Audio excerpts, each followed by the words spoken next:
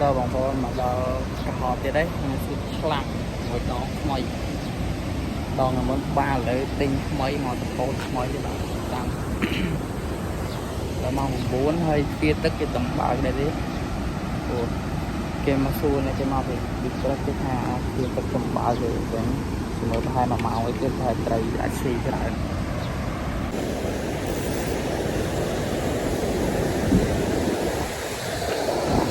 xì không biết xì không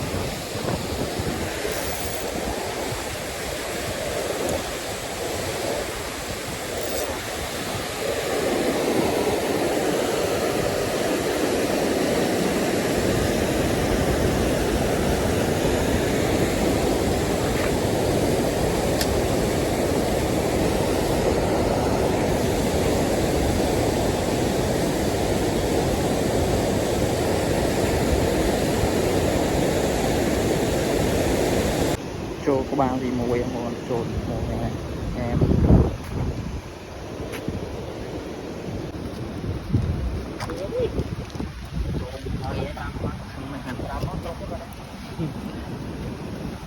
chỗ là cái lẩu dạng tivi rồi